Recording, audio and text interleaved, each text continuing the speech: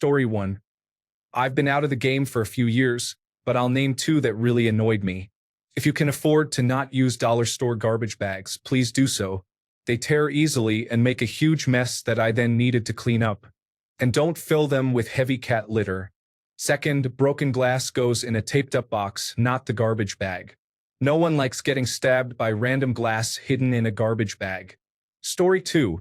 Do not park in no parking zones or right next to tight alleyway entrances or exits. Please put dirty diapers in garbage bags instead of leaving them loose in the can. We cannot always collect mattresses, long pipes, or pallets. Please understand that we do not make those decisions. Some are made by our bosses, others by the laws of physics. Put your needles in a sharps disposal container. Story 3. Mine asked me to move my cans from under the sweeping tree limb. I just did not even realize it was in the way. It was, though. Moved my cans. Apologized. Thankful they take away my trash. Story 4. I worked for a parks department for a time, and I was the one to empty the garbage cans in all of the parks in the city. It's not very big.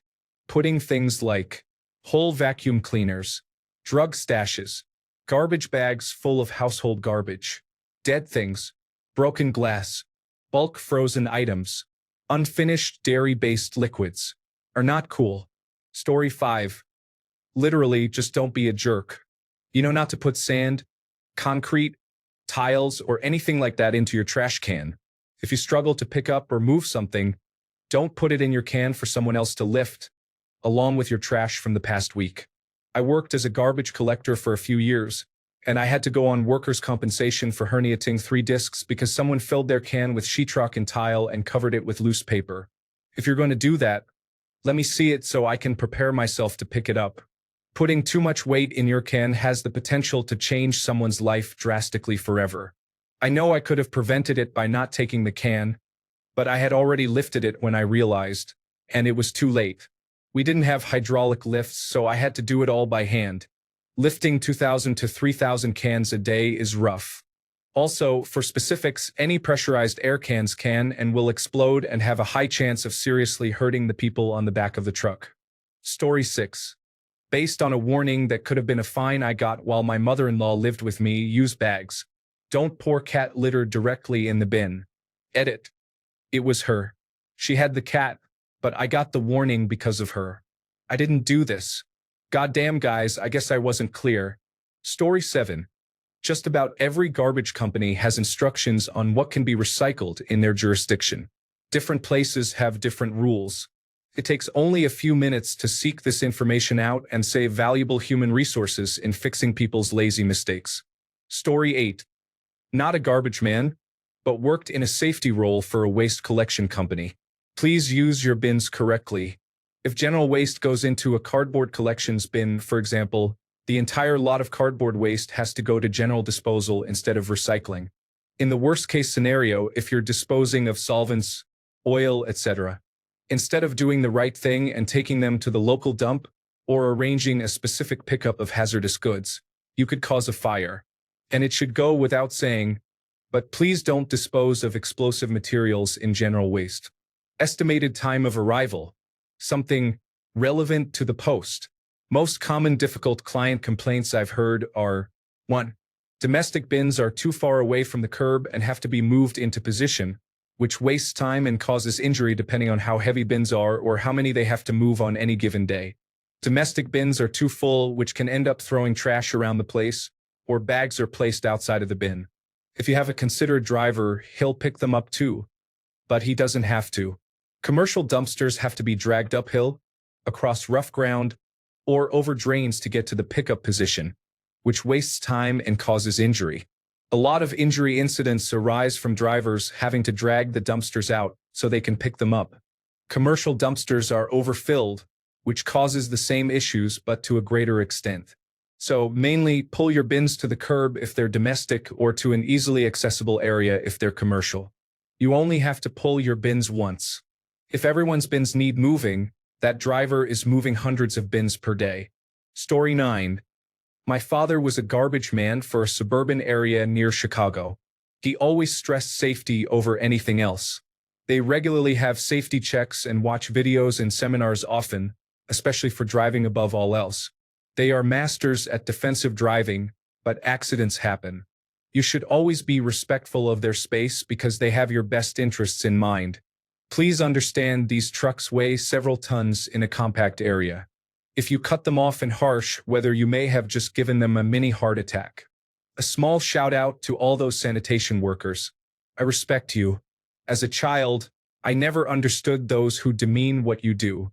I watched my father wake up at 3:30 a.m. almost every day and not return home until after 6 p.m.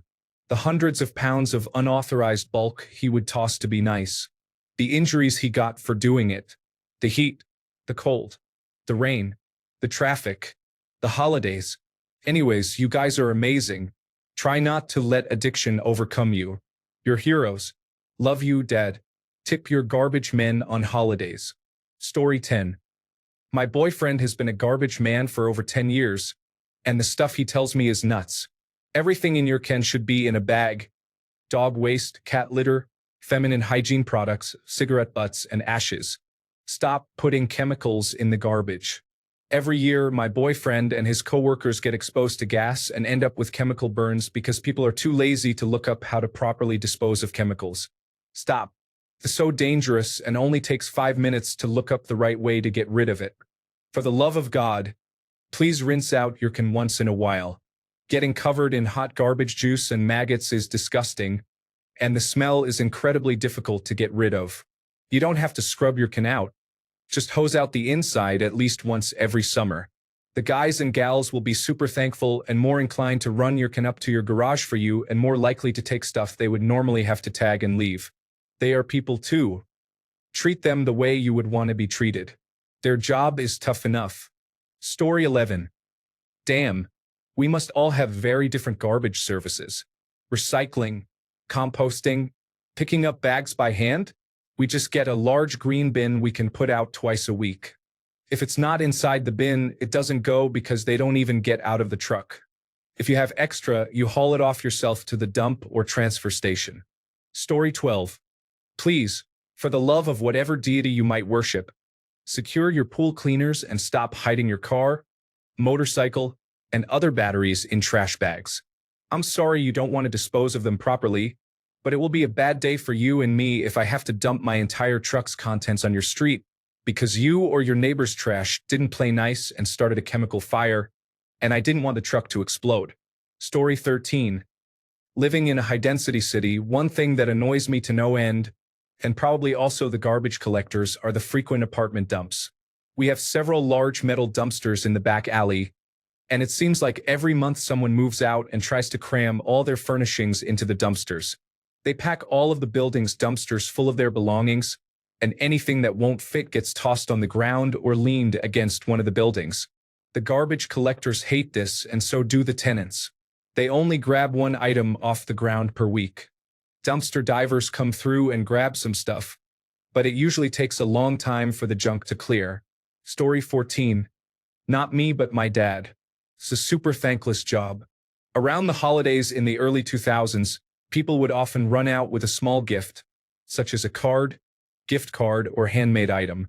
It meant the world to him when people did that. However, he told me over the past decade the gifts have stopped altogether, and now people only come out to ask him to take extra bags of garbage. So my 2 cents is, do something small and nice for your garbage man and mail carriers. Story 15. Not a garbage man, but I was a janitor for a year. Please, for the love of all that is good in this world, do not vomit in trash cans.